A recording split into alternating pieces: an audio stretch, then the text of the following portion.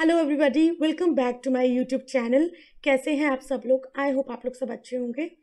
आज से मैं एक नई सीरीज़ स्टार्ट कर रही हूँ जिसमें मैं प्रीवियस ईयर में जो भी एग्ज़ाम्स हुए हैं उन एग्ज़ाम्स में लास्ट 10 इयर्स में 12 इयर्स में जितने भी industrial relations and labour law से रिलेटेड क्वेश्चंस पूछे गए हैं उस पर मैं सीरीज़ लेके आई हूँ।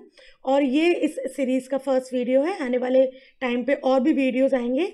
तो और उस वीडियोस में उन जितने भी डिफरेंट टॉपिक्स जो डिस्कस किए गए हैं क्वेश्चंस में उस टॉपिक्स पे फिर मैं अलग से वीडियो बना के लाऊंगी। तो इससे क्या होगा, आपको जितने भी जो एग्ज़ाम्स हैं आपको ये आइडिया हो जाएगा कि कमिंग एग्ज़ाम्स में किस टाइप के क्वेश्चंस फ्रेम हो सकते हैं इस पर्टिकुलर सब्जेक्ट से। So let get started with the video. And अगर आप लोग मेरे चैनल पे न्यू हैं, अगर आप ये वीडियो फर्स्ट टाइम देख रहे हैं तो मेरे चैनल को ज़रूर सब्सक्राइब कर दीजिएगा एंड उसके साथ बेल आइकन को भी प्रेस कर दीजिएगा ताकि जब भी मैं न्यू वीडियो अपलोड करूं आपको साथ के साथ अपडेट्स मिल जाए। एंड मैंने अपने चैनल पर जितने भी लेबर लॉज हैं, न्यू लेबर लॉज हैं, उससे रिलेटेड हर टाइप की वीडियोस अपलोड की हुई हैं। डिटेल वीडियोस हैं, ओवरव्यूज़ हैं एंड MCQs टाइप्स जो मल्टीपल चॉइस क्वेश्चंस की वीडियोस हैं वो सारी मेरे चैनल पे अपलोडेड है। अगर आप लोग फर्स्ट टाइम मेरा वीडियो देख रहे हैं, न्यू है, तो मैं रिक्वेस्ट करूंगी आपसे कि आप वो वाली वीडियोस भी देखें और उसका लिंक डिस्क्रिप्शन बॉक्स में है या आई बटन में आप क्लिक कर दीजिएगा, आपको मिल जाएगा। So let get started with this video. Okay, so first question is with which among the following are the essential elements of social insurance? तो social insurance के क्या essential या important elements है ये पूछा गया है।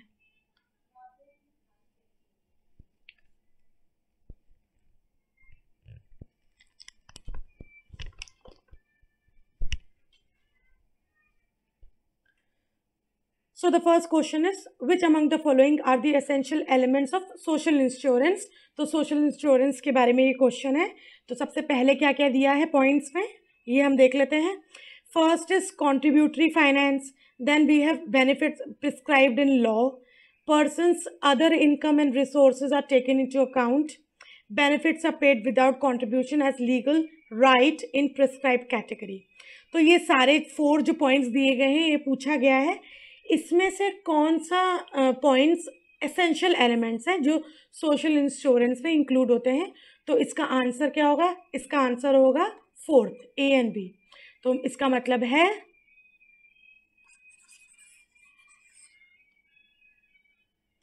कि जो A है that is contributory finance and D benefits are paid without contribution as legal rights in prescribe categories of need, ये दोनों सोशल इंश्योरेंस का जो डेफिनेशन है उसके परव्यू के अंदर आते हैं। अभी हम देख लेते हैं कि सोशल इंश्योरेंस क्या होता है एक्चुअली में। Social insurance, let me change the colour of the pen. Social insurance या public insurance program provides protection against various economic risk. Example, loss of income due to sickness, old age or unemployment, and in which participation is compulsory. Social insurance is considered to be the type of social security and it is in fact the two terms are used interchangeably। तो इसका मतलब क्या है? Social insurance एक तरीके का public insurance है जो किस लिए प्रोवाइड किया जाता है ताकि जिसको प्रोवाइड किया जा रहा है उसको प्रोटेक्शन मिल सके against what? Against the economic risk. अब इकोनॉमिक रिस्क की बात करें तो वो क्या हो सकता है? लॉस ऑफ इनकम हो सकता है, सिकनेस, ओल्ड एज या अनएम्प्लॉयमेंट की वजह से जो लॉस ऑफ इनकम होता है उस इकोनॉमिक रिस्क के अगेंस्ट में एक सॉर्ट ऑफ क्या होता है? प्रोटेक्शन प्रोवाइड किया जाता है बाय द गवर्नमेंट, जिसको हम बोलते हैं सोशल इंश्योरेंस। और ये एक तरह का सोशल सिक्योरिटी ही है। और सोशल सिक्योरिटी या सोशल इंश्योरेंस ये दो ऐसी टर्म्स हैं जो time to time interchangeably use होती रहती है, मतलब एक की जगह पे दूसरी और दूसरे की जगह पे पहली यूज़ होती रहती है। Social insurance is a concept where the government, अब ये क्या है? ये एक ऐसा कॉन्सेप्ट है जहाँ पर गवर्नमेंट इंटरवीन करती है इन द इंश्योरेंस मार्केट। मतलब इंश्योरेंस जो मार्केट है उसमें गवर्नमेंट एक तरह का टेक ओवर कर लेती है कि वो, ताकि वो अपनी तरफ से, देखो यहाँ पर जो स्टेटमेंट दिया गया है, government intervenes in the insurance market to ensure that the group of individuals are insured. इसका मतलब है तो कहीं ना कहीं गवर्नमेंट अपने ऊपर ये अपनी रिस्पॉन्सिबिलिटी शोल्डर कर लेती है कि नाउ जो ऐसे वीकर सेक्शंस हैं उनको प्रोटेक्शन प्रोवाइड करवाने की जिम्मेदारी वो गवर्नमेंट बेसिकली ले लेती है।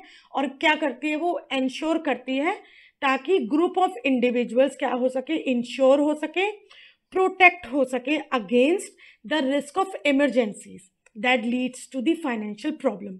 This is done through various process where individuals claims are partly dependent on their contribution। तो एक तरह का क्या होता है इसमें, जो इंडिविजुअल्स है, यहाँ पर इंडिविजुअल्स का मतलब है जो वर्किंग क्लास है बेसिकली, ठीक है। तो वर्किंग क्लास क्या करती है, जो उनके क्लेम्स है, मतलब जो इनको इंश्योरेंस मिल रहा है, एक तरह का प्रोटेक्शन मिल रहा है, वो कहीं ना कहीं क्या है, वो पार्टली कंट्रीब्यूशन के फॉर्म में मिल रहा है कि उसको आधा जो है वो पर्टिकुलर पर्सन दे रहा है और आधा कोई और दे रहा है, यानी कि गवर्नमेंट प्रोवाइड कर रही है on their contribution, which can be considered as insurance premium to create a common fund out of which individuals are paid benefit। अब एग्जाम्पल्स अगर हम बोलें तो Medicare, medical aid, social security schemes जो होती हैं, या अनएम्प्लॉयमेंट इंश्योरेंस, ये सब क्या है, एक तरह का सोशल इंश्योरेंस का फॉर्म है, ठीक है। तो आप ये देख लो कि जैसे कि अभी हमने क्वेश्चंस पढ़ लिया, मैं थोड़ा सा एक ओवरव्यू ले लिया। अब मैं एक सेपरेट जब वीडियो बनाऊंगी जिसमें मैं सोशल इंश्योरेंस क्या होता है, एक टर्म होती है जिसको हम बोलते हैं सोशल अश्योरेंस। ये तो सोशल इंश्योरेंस क्या होता है, सोशल अश्योरेंस क्या होता है, तो इसके बारे में मैं एक सेपरेट से वीडियो बनाऊंगी। मैंने यहाँ पर आपको एक ओवरव्यू, एक थोड़ा सा एग्जांपल दे दिया था कि क्या, एक मतलब बता दिया आपको कि क्या होता है इंश्योरेंस एंड ऑल, क्योंकि क्वेश्चन आया है ऑब्वियसली। लेकिन हाँ, मैं इसकी एक सेपरेट डिटेल वीडियो बना दूंगी। अब चलो एक बार और से चेंज कर लेते हैं कलर को। Which of the following statement relating to criteria for recognition of union prescribed in the code of discipline? अब कोड्स ऑफ डिसिप्लिन में रिकग्निशन ऑफ यूनियन के बारे में बात की गई है। तो ये क्वेश्चन भी बहुत इंपॉर्टेंट है, आने वाले स्लाइड्स में ये क्वेश्चन आया भी हुआ है कि रिकग्निशन ऑफ यूनियन कहाँ पर डिस्कस किया गया है। तो बच्चे क्या करते हैं, जनरली कंफ्यूज हो जाते हैं और आंसर क्या मार्क करके आते हैं, trade off union act mark करके आते हैं, जबकि ट्रेड ऑफ यूनियन एक्ट में रजिस्ट्रेशन के बारे में ज़्यादा बात की गई है रादर देन रिकग्निशन। अगर हम रिकग्निशंस की बात करें कि यूनियन को कैसे रिकग्नाइज करना है, क्या क्या क्राइटेरियाज होंगे, क्या क्या एलिजिबिलिटी होगी, तो इन सब के बारे में कहाँ पर बात की गई है, कोड ऑफ डिसिप्लिन में बात की गई है।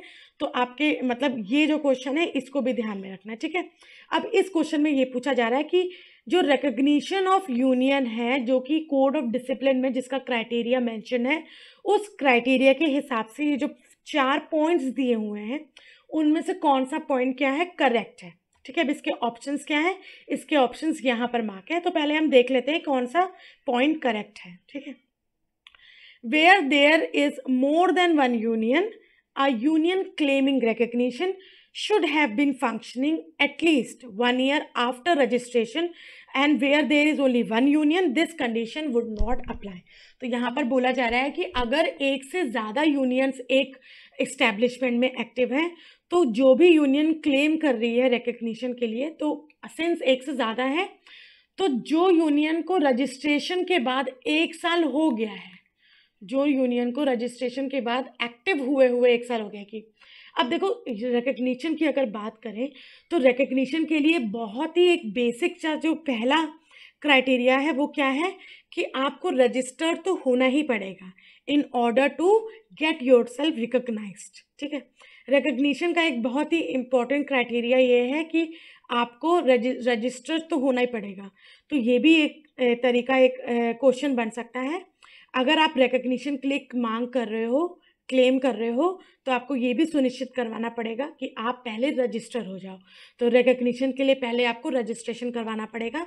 और अगर एक से ज़्यादा यूनियंस है तो रजिस्ट्रेशन के बाद जो यूनियन को काम करते हुए एक्टिव हुए 1 साल या उससे ज़्यादा हो गया है, वो रिकग्नाइज्ड होगी ऑन, मतलब as compare to the other one जो अभी 1 साल से काम नहीं कर रही है या पुरानी नहीं है, ठीक है। पहला क्राइटेरिया ये है। दूसरी क्या बात कर रहा है, दूसरी बात ये कर रहा है कि अ यूनियन में claim to be recognise as a representative union for an industry in local area.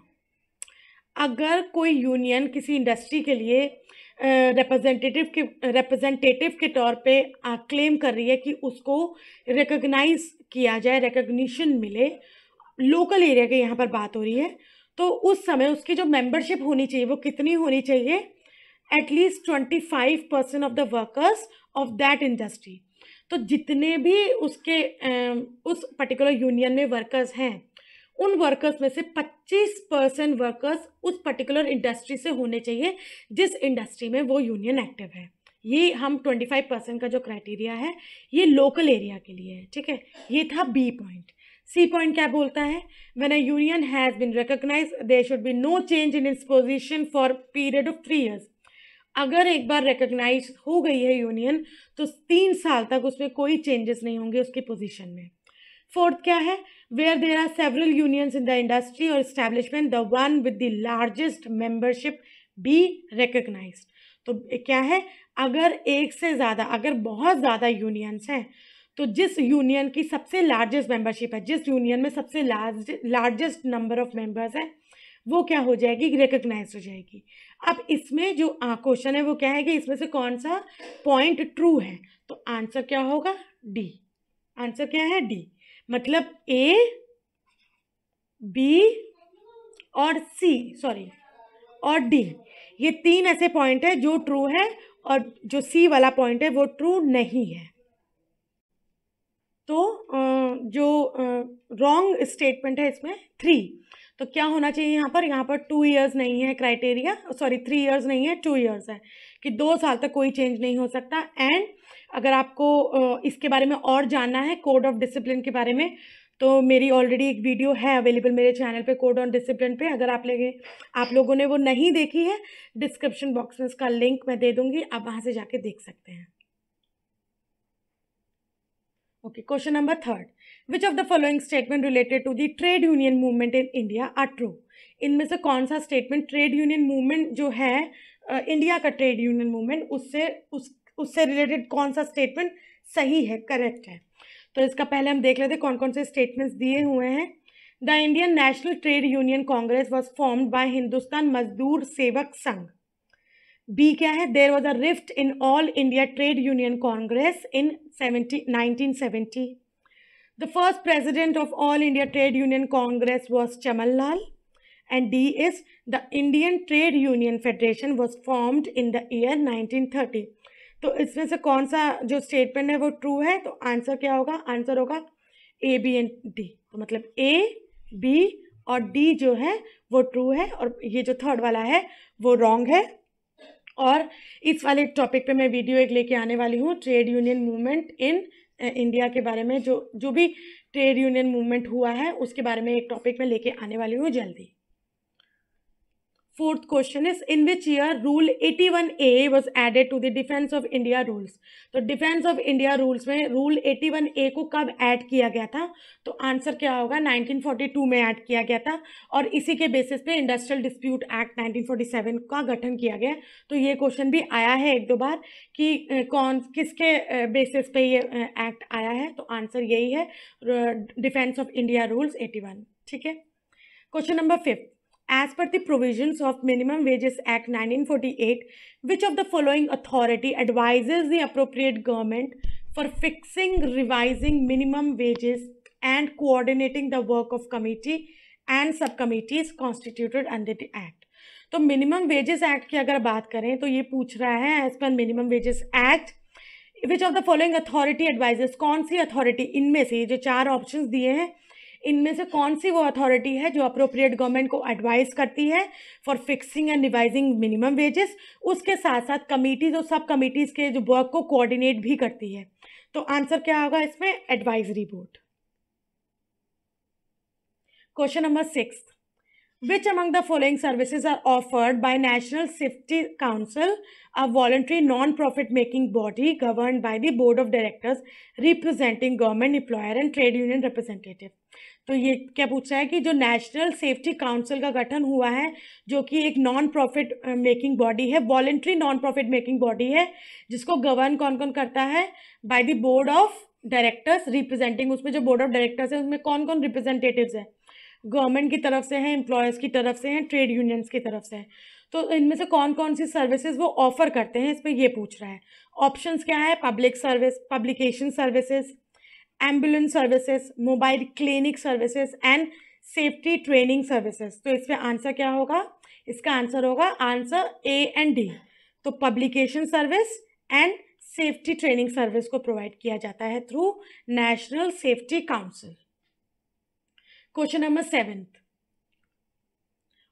given below the matters provided in different schedules of Employees Provident Fund and Miscellaneous Provision Act 1952, arrange them in a sequence from schedule 1 to 4। तो schedule देखो, जो Employees provident fund miscellaneous act 1952 है, इसमें जो schedules दी गई हैं उसमें जो जो मैटर्स हैं जो यहाँ पर दिए गए हैं, इसको मैं एक बार चेंज कर लेती हूँ, ये वाले मैटर्स है। तो हमको क्या करना है, ABCD को जैसे स्केड्यूल 1 में कौन सा है, 2 में कौन सा है, 3 में कौन सा है, 4 में कौन सा है, इसको अकॉर्डिंगली लगाना है। ये क्वेश्चन पूछा जा रहा है, ठीक है। तो पहले हम आंसर देख लेते हैं, फिर हम बात करेंगे कि कौन कौन से स्केड्यूल में कौन कौन से मैटर्स हैं। तो इसका आंसर क्या होगा, क्वेश्चन आंसर है ऑप्शन नंबर 2, DBAC। तो मतलब DBAC का क्या मतलब हुआ कि जो स्केड्यूल 1 है उसमें क्या है, उसमें है list of industry notified. Then schedule 2 में क्या मेंशन है, मैटर्स फॉर विच प्रोविजंस में be made in the scheme. Schedule 3 में क्या मेंशन है, matters for which provisions to be made in the pension scheme. और सी में क्या है, लास्ट में 4, जो स्केड्यूल 4 है, matters to be provided in the employees deposit link scheme. तो अगर हम बात करें स्केड्यूल 1 की, तो स्केड्यूल 1 में कौन कौन सा है, ये स्केड्यूल 1, ठीक है। देन स्केड्यूल 2 है बी वाला, इसको मैंने इसको ऐसे कर लेते हैं, ये स्केड्यूल 2 है,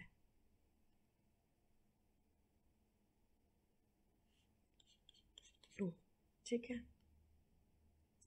देन स्केड्यूल सी में क्या है, matters for which provisions may be made in the pension scheme, ये 3 है। और डी में कौन सा मैटर दिया गया है, सॉरी सी में कौन सा, स्केड्यूल 4 में कौन सा मैटर है, matters to be provided in the deposit linked insurance scheme, ठीक है। आई होप आपको ये चीज़ समझ में आ गई होगी। Given below are some of the conventions adopted by ILO। अब ILO ने जो जो कन्वेंशंस अडॉप्ट करे हैं उसको हमको क्या करना है, ईयर वाइज लगाना है, फ्रॉम अर्ली टू लेटेस्ट। मतलब कि जो पहले आया है और जो बाद में अभी रिसेंट आया है उसके अकॉर्डिंग क्रोनोलॉजिकली हमको इसको प्लेस करना है। तो हम इसको देख लेते हैं, पहले ईयर वाइज देख लेते हैं, ऑप्शंस हम बाद में देखेंगे कि क्या क्या है। So the protection of ways convention कब आया था, ये आया था इन द ईयर 1949 और इसका नंबर है 95। तो मैं नंबर भी लिख दे रही हूँ यहाँ पर, ताकि अगर इन फ्यूचर ऐसा क्वेश्चन आए नंबर के हिसाब से, क्योंकि नंबर के हिसाब से भी क्वेश्चंस आते हैं। It's not just the year that you have to remember but the number also, ठीक है। तो number and year both are very important. Second one is minimum wage fixing machinery convention. तो ये कब आया था, ये आया था 1928 और इसका नंबर है 26। इसको आप मतलब स्क्रीनशॉट ले सकते हो, नोट डाउन कर सकते हो। Then we have holidays with pay convention, and holidays with pay convention आया था 1936 को और इसका नंबर है 52। एंड द लास्ट है the minimum wage fixing machinery agriculture convention which came in the year 1951 और इसका नंबर है 97, ठीक है। अब इसको क्रोनोलॉजिकली अब लगाना है तो वो इजी हो गया होगा। जब सबसे पहले कौन सा आया था 1928 में बी, तो आंसर क्या हो जाएगा, बी सेकेंड है आंसर, क्योंकि बी के बाद क्या है, बी है सी 1936। तो इस हिसाब से आएगा। तो इसके ईयर भी उतने ही इंपॉर्टेंट है जितना इसके नंबर्स इंपॉर्टेंट है। कभी कभी ईयर वाइज ना भी पूछा जाए, क्रोनोलॉजिकली ये पूछा जा सकता है कि आप नंबर वाइज लगाओ। डायरेक्टली आपसे ये पूछ सकते हैं कि ये कन्वेंशन का नंबर कौन सा है, तो आपको हर हिसाब से कन्वेंशंस को याद रखना पड़ेगा, चाहे नंबर हो, चाहे ईयर हो, चाहे उसका क्रोनोलॉजी हो, ठीक है। Now we have 9th question, which of the following statement relating to Sachar committee true. तो साचर कमेटी से रिलेटेड इनमें से कौन से स्टेटमेंट्स ऐसे हैं जो सही हैं। तो आंसर सबसे पहले हम स्टेटमेंट्स देख लेते हैं। पहला स्टेटमेंट है it was appointed in the year 1977। Second is it submitted its report on in the year 1979। The third statement is one of the term of reference for committee was to suggest measures by which workers' participation in the share capital and management of companies can be brought about. And the last is the committee did not recommend any mandatory participation in equity by the worker. तो इसमें कौन कौन से सही statements हैं, तो इसका answer हो जाएगा ऑप्शन नंबर 3। तो ऑप्शन नंबर 3 के according A, C and D ये क्या है, करेक्ट है। और साचर कमेटी के ऊपर मैं एक सेपरेट वीडियो ले आऊंगी। नाउ अब हम इसको मैच द फॉलोइंग है, ये जो यूनियंस है उसके ऊपर मैच द फॉलोइंग है, तो इसको हम देख लेते हैं एक बार। Let me change the colour first. अच्छा, एक लिस्ट है जिसमें हमको यूनियंस के टाइप्स दिए हुए हैं। रिफॉर्मिस्ट यूनियन है, रेवोल्यूशनरी यूनियन है, क्राफ्ट यूनियन है एंड इंडस्ट्रियल यूनियन है। और एक साइड हमको क्या दिया हुआ है, एक साइड हमको दिया है उसके टाइप्स। तो पहला है Industrial Workers of the World, then we have unions affiliated to the American Federation of Labor and Congress for Industrial Organization. Then third one is Rashtriya mill Mazdoor Sangh Bombay and the fourth one is Ahmedabad weavers union. तो देखो अगर हम किसी भी कोई भी एक भी अगर ले लेंगे तो हमारा सारा ऑप्शंस आ जाएंगे। तो देख लो क्राफ्ट यूनियन जो है वो क्या है, वीवर्स की, ठीक है। क्राफ्ट यूनियन फोर्थ है क्योंकि वीवर से क्राफ्ट का मतलब होता है जो यूनियन पर्टिकुलर एक स्किल या क्राफ्ट को रिप्रेजेंट कर रही हो, ठीक है। Then we have revolutionary union. Revolutionary union कौन सी होगी, industrial workers for world. The C is craft union. D क्या है, इंडस्ट्रियल यूनियन जो कि है राष्ट्रीय मिल मजदूर, क्योंकि राष्ट्रीय नाम से पता चल रहा है हमको कि ये नेशनल है। और इंडस्ट्रियल यूनियन क्या होती है, एक पर्टिकुलर इंडस्ट्री को जो क्या करती है, रिप्रेजेंट करती है। तो ये मिल्स जो थी, मिल मजदूर, उसको रिप्रेजेंट कर रही है, ठीक है। And the last one is reformist. तो ए का 2, बी का 1, सी का 4 एंड डी का 3। तो option number 1 is the correct answer. Match the following. Commissions and committees है जिसको उनके चेयरमैन से हमको मैच करना है। तो देख लेते हैं एक बार इसको कि क्या है ये। पहला है रॉयल कमीशन ऑन लेबर। तो रॉयल कमीशन ऑन लेबर के चेयरमैन कौन थे, J.H. वाइटली, और इसी वजह से इसको वाइटलीज कमीशन भी बोला जाता है, ठीक है। Then we have first national commission on labour. अगर हम first national commission on labour की बात करें तो उसके चेयरमैन कौन थे, sir P.B. Gajendragadkar. Then we have second, देखो second national commission on labour क्या है, Ravindra Varma. And labour investigation committee है रेगे, और इसी को लेबर इन्वेस्टिगेशन कमेटी को ही रेगे कमेटी बोला जाता है। तो ऑप्शन क्या हो जाएगा इसका, ऑप्शन हो जाएगा ऑप्शन नंबर 3, ए का 3, बी का 4, सी का 2 एंड डी का 1। और अब ये मैं आप लोगों से आंसर मांग रही हूं इसका कि सिंस इसमें ईयर नहीं लिखा है तो मैं आपसे बोलती हूँ कि कमेंट सेक्शन में मुझे बताएं कि रॉयल कमीशन ऑन लेबर कब आया था, फर्स्ट नेशनल कमीशन कब आया था, लेबर इन्वेस्टिगेटिंग कमेटी कब आई थी, and second second national commission on labour कब आया था। ईयर इसके आप मुझे लिख के बताएं कमेंट सेक्शन में। और अगर आप कमेंट्स में मेरे साथ इंगेज करेंगे तो मुझे अच्छा लगेगा, मुझे मोटिवेशन मिलता है गाइज। मैं भी वीडियोस बनाती हूँ तो जो आप लाइक्स करते हो, कमेंट्स करते हो, उससे मतलब ऐसा कुछ नहीं है कि मुझे कुछ स्पेशल एडवांटेजेस मिलती हैं, बस ये है कि एक ही एडवांटेज इससे मिलती है कि मुझे मोटिवेशन मिलता है फर्दर वीडियोस फ्रेम करने का। आई होप आप लोग इस चीज को समझेंगे और लाइक्स एंड कमेंट्स करेंगे। अब जो मैंने ये क्वेश्चन पूछा है कि royal commission, national commission first and second and labour investigating committee, इन सब के ईयर्स कौन कौन से कब कब आए थे, इसको आप मुझे कमेंट सेक्शन में बताएं। ओके।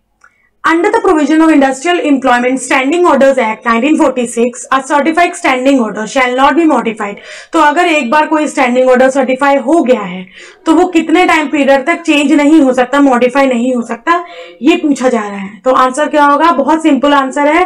अगर देखो, अगर आपने मेरी इंडस्ट्रियल एम्प्लॉयमेंट स्टैंडिंग ऑर्डर की जो वीडियो है, जो कि मेरे चैनल पे अवेलेबल है, आप जाके वहां से देख सकते हैं कि देखी होगी तो आपको इसका आंसर पता होगा। इसका आंसर है 6 months। The out worker is defined under which of the following statement?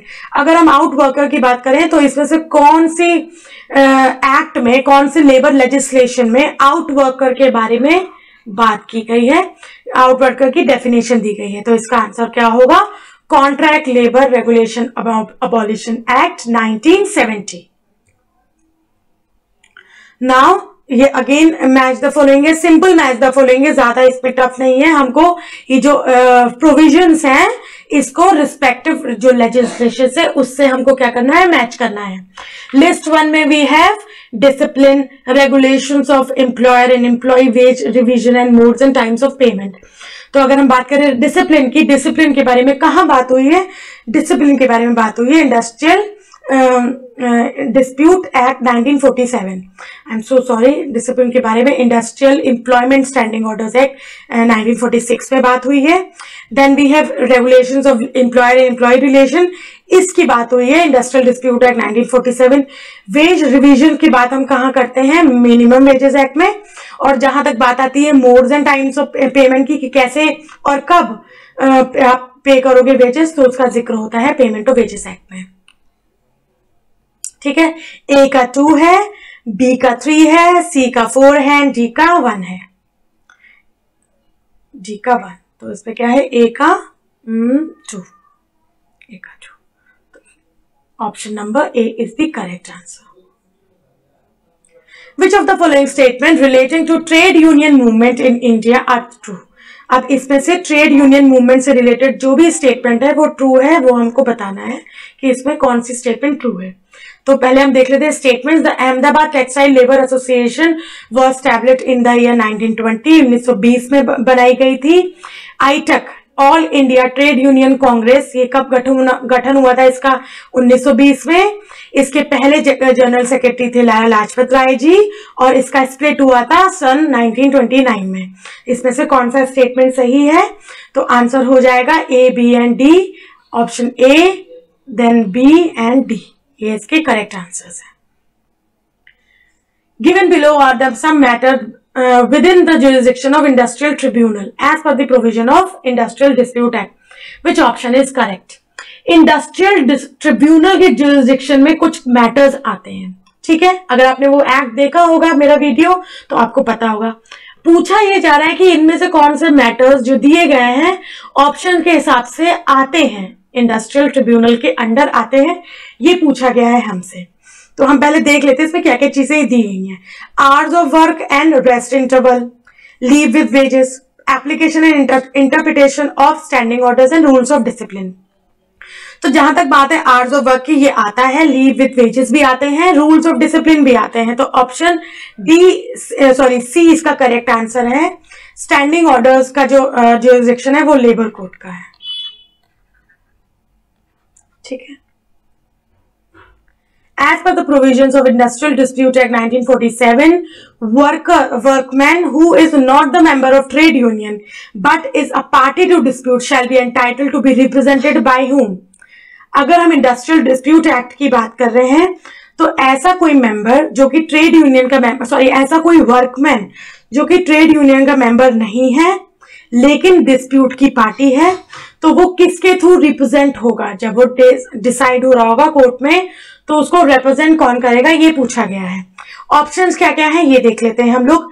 By any workman employed in the industry, by any member of executive of trade union, by any member of executive और office bearers और federation of trade union, और bye a legal practitioner. तो इसमें से correct answer क्या है ये पूछा गया है।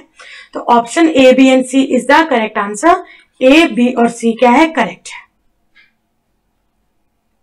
In which year committee on convention was set up? Committee on convention कौन से ईयर में बनाया गया था? तो आंसर क्या हो जाएगा, इन the year 1954।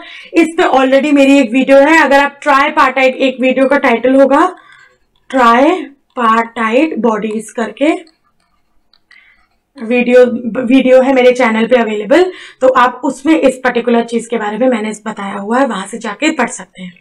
Question number 19. According to Trade Union Act 1926, a registered trade union can change its name only when obtained the consent of not less than.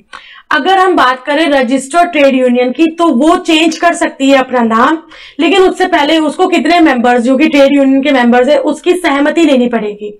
Answer क्या होगा, एटलीस्ट कम से कम 2/3, 2/3 ऑफ द टोटल मेंबर्स, जितने भी trade union में members है उसके 2/3 लोग उस चेंजिंग, जो चेंज कर रहे हैं नेम, उस पे सहमति करेंगे, तभी नाम चेंज हो सकता है। Question number 20. Given below are the ILO conventions ratified by the government of India. Arrange them in the chronological order according to the year of ratification. अब ये कुछ कन्वेंशंस दिए गए हैं जिसको इंडिया ने रेटिफाई करा है, तो हमको क्या करना है, अर्ली से, मतलब पहले कब रेटिफाई हुआ था, इंडिया ने कौन सा कन्वेंशन सबसे पहले रेटिफाई करा है, कौन सा बाद में रेटिफाई करा है, उसके अकॉर्डिंग क्या करना है, आपको ऑप्शंस मार्क करने हैं। So hours of work industry convention, okay let me change the colour first. Hours of work industry convention जो है सबसे पहला कन्वेंशन है ILO का। ये भी बहुत इंपॉर्टेंट चीज है कि इसका जो नंबर है ये नंबर 1 है, और ये कब रेटिफाई हुआ था, इंडिया ने कब इसको रेटिफाई करा था, 14 जुलाई 1921, ठीक है। अंडरग्राउंड वर्क विमेन कन्वेंशन, इसका नंबर है 45, नंबर भी याद रखना बहुत इंपॉर्टेंट है, और इसको करा था 25 मार्च 1938, तो मैं यहां पर बस 38 लिख रही हूं, आप इसको नोट डाउन कर लीजिएगा। 1938, 25th of March 1938। Then we have prevention of major industrial accidents convention, इसका नंबर है 174, इसको रेटिफाई करा था इंडिया ने 6 जून 2008 को। And the last is labour inspection convention, इसका जो नंबर है वो क्या है, इसका नंबर है 81, और इसको करा था 7th of April 1949, ठीक है। अब अगर हम बात करें इसको लगाने की, मतलब क्रोनोलॉजिकली स्टार्टिंग से लेके अर्लीस्ट से लेटेस्ट में लगाने की, तो अब आई डोंट थिंक ये आपको कोई प्रॉब्लम होने वाली है इसको प्लेस करने में। इसका जो करेक्ट ऑप्शन है वो क्या है, नंबर 1 ए। तो पहले आया था 1921, पहले रेटिफाई हुआ था आवर्स ऑफ वर्क वाला कन्वेंशन, उसके बाद रेटिफाई हुआ है 1938 में women convention underground work, then हुआ है the labour inspection convention, and the last one is prevention of major industrial accident convention. And अगर आप लोगों ने मेरी ILO कन्वेंशन रिकमेंडेशंस की वीडियो नहीं देखी है तो आप प्लीज जाके देखिए, मैंने वहां पर डिटेल में इंपॉर्टेंट कन्वेंशंस ILO के डिस्कस करे हैं, एज वेल एज इंडिया ने कौन कौन से कन्वेंशंस को रेटिफाई करा है, नहीं करा है, ईयर वाइज एवरीथिंग मैंने उसको डिटेल में उन वीडियोज में बताया है। तो अगर आप लोगों ने वो वीडियो नहीं देखी, डिस्क्रिप्शन बॉक्स में इसका लिंक है, आप वहां से जाके देख सकते हैं। Given below is the list of organization, arrange them in the chronological order। तो अब यहाँ पर दिया हुआ है, ऑर्गेनाइजेशंस दी हुई है जिसको हमको क्रोनोलॉजिकल ऑर्डर में क्या करना है, प्लेस करना है। कि पहला है Bombay mill hand association, then we have amalgamated society of railway servants in India and Burma, Madras labour union and Indian federation of labour. Bombay mill hand association की अगर हम बात करें तो वो फॉर्म हुई थी in the year 1884। Then amalgamated society of railway servants in India and Burma, ये फॉर्म हुई थी in the year 1897। Madras Labour Union was formed in the year 1918 and Indian Federation of Labour was formed in the year 1941। तो इसके हिसाब से option A is the correct answer। Shops and commercial establishment legislation comes under which of the following category of labor legislation? तो shops and commercial establishment legislation कौन सी category के अंदर आता है, ये पूछा गया। तो आंसर क्या होता है, protective labour legislation. Given below are some of the items which are normally covered under wages. From these items, which of the following are included under the definition of basic wage as per the Employees Provident Fund and Miscellaneous Act? तो अगर हम Employees Provident Fund and Miscellaneous Act की बात करें तो ये पूछा जा रहा है कि इसमें, अच्छा आई थिंक ये आंसर होना चाहिए कि बेसिक वेज में इसमें कौन कौन सी चीजें नहीं आती हैं। आई एम सो सॉरी, इसमें ऑप्शंस भी ऐसे ही दिए हैं। ओके, तो बेसिकली द आंसर इज कि बेसिक वेज की अगर हम बात करें तो उसकी डेफिनेशन में ये चारों की चारों चीजें बेसिक वेजेस में इंक्लूड नहीं होती हैं, does not include under basic wages. तो इसको आप ध्यान में रखना। Minimum requirement about the membership of trade union as section 9A। Section 9A के अकॉर्डिंग जो minimum requirement of trade union है, जो अमेंडमेंट हुआ था, वो कौन से टाइम मतलब किस डेट को एनफोर्स हुआ था, ये पूछा गया है। तो इसका आंसर होगा 9 जनवरी 2002। तो 9 जनवरी 2002 को अमेंडमेंट आया था जो कि एनफोर्स हुआ था। 2001 में अमेंडमेंट आया था, 2002 में एनफोर्स हो गया था। Question number 25। The main function of shop council is to increase production and overall efficiency of shop and department. Which of the following functions are the functions of shop council? तो इसमें से कौन से function shop council के हैं और कौन से नहीं है, ये पूछा जा रहा है। तो हम देख लेते हैं। Improvement of physical conditions of working, to study absenteeism in the shops, to prepare schedules of working hours and holiday, awarding rewards for valuable and creative suggestion। इनमें से कौन सा जो ऑप्शन है जो शॉप काउंसिल के जो फंक्शंस है उसके अंडर नहीं आता, कौन सा आता है, इसको देखते हैं। तो केवल दो ऐसे फंक्शंस है जो शॉप काउंसिल के फंक्शंस के अंडर आते हैं। पहला है to improve the physical conditions of the work and to study this absenteeism in the shops. As per the provisions of Employees Provident Fund and Miscellaneous Act 1952, who among the following officer are to be appointed by the central government? तो इस employment and provident fund के act के according इनमें से कौन से officers को central government appoint करती है? तो इसका जो ऑप्शन पहले हम देख लेते हैं और कौन कौन से हैं। Central provident fund commissioner, chief accounts officer, insurance commission and financial adviser.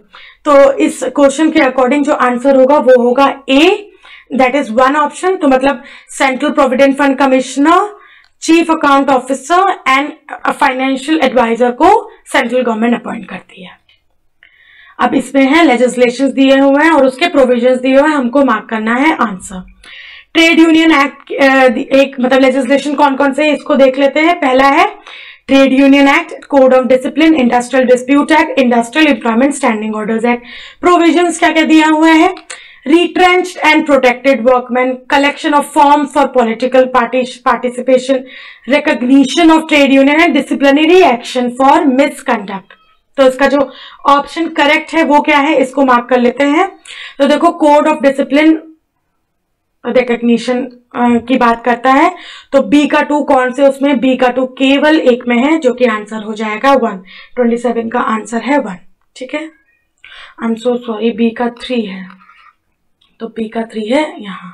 27 का आंसर हो जाएगा 2 और ए का क्या हो जाएगा 2। ए का ऑप्शन है 2, मतलब form political form general fund political fund बनाया जाता है ट्रेड यूनियन एक्ट में, आपने पढ़ा होगा, तो उसके बारे में है। सी का 1 इंडस्ट्रियल डिस्प्यूट एक्ट की बात करें तो वहां पर रिट्रेंच और प्रोटेक्टिव वर्कमैन की बात होती है। तो और अगर मिसकंडक्ट की बात करें, डिसिप्लिनरी एक्शंस की बात करें, तो वहां स्टैंडिंग ऑर्डर एक्ट उसकी बात स्टैंडिंग ऑर्डर्स एक्ट में होती है। Based on the statement given below, choose the correct option। यहाँ पर थ्योरीज दी गई हैं और एक स्टेटमेंट दिया हुआ है। बेसिकली थ्योरी की डेफिनेशन है, हमको डेफिनेशन से बताना है कि कौन सी थ्योरी है ये। Man is believed to have an instinctive urge by which he strives to remove the sufferings of others and promote their wellbeing. This is the concept, this concept is imbibed in which theory of labour welfare.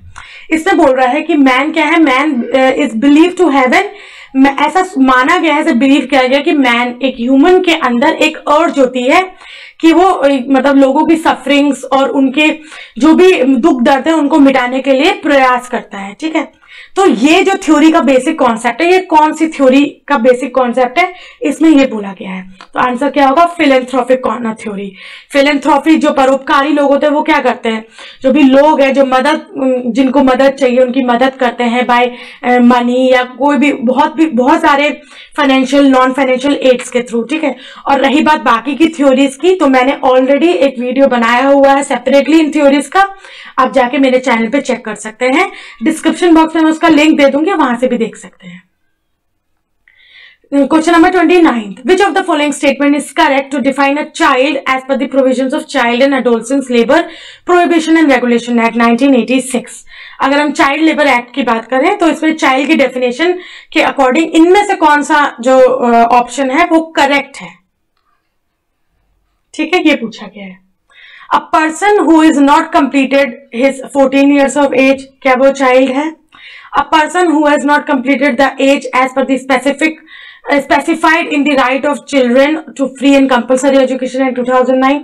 A person who has not completed his 14 years of age or such age as may be specified in the rights of children to free and compulsory education act 2009, whichever is more. तो जो correct option है, मतलब कि child की definition जो correct बिल्कुल है वो कौन सी है, 3। तो चाइल्ड लेबर एक्ट जो ये एक्ट है इसके अकॉर्डिंग जो चाइल्ड की डेफिनेशन है वो यही है। तो लास्ट क्वेश्चन है हमारी इस आज की वीडियो का, Who made the classification of industrial relations as such? Industrial relations के क्लासिफिकेशन इस फॉर्म में किसने करा है? Peasants law system, primitive market system, the small manufacturing system, lifetime commitment system, bipartite system, tripartite system, corporate bureaucratic system, mobilizing system and socialist system. तो industrial relations को इतने सारे सिस्टम्स में किसने बांटा है? तो इसका करेक्ट आंसर होगा Robert Cox. So I hope आपको ये वीडियो समझ में आई होगी एंड नेक्स्ट वीडियो लेके मैं जल्दी आऊंगी। अगर आपको ये वीडियो पसंद आई, अगर आप पहली बार मेरी वीडियो देख रहे हैं, अगर आपको वीडियो पसंद आई है मेरे चैनल को जरूर सब्सक्राइब कर दीजिएगा, लाइक कर दीजिएगा, एज वेल एज अपने फ्रेंड्स के साथ शेयर भी कर दीजिएगा। नेक्स्ट वीडियो लेके मैं जल्दी आऊंगी। Till then keep learning, be safe, stay connected with me and bye bye.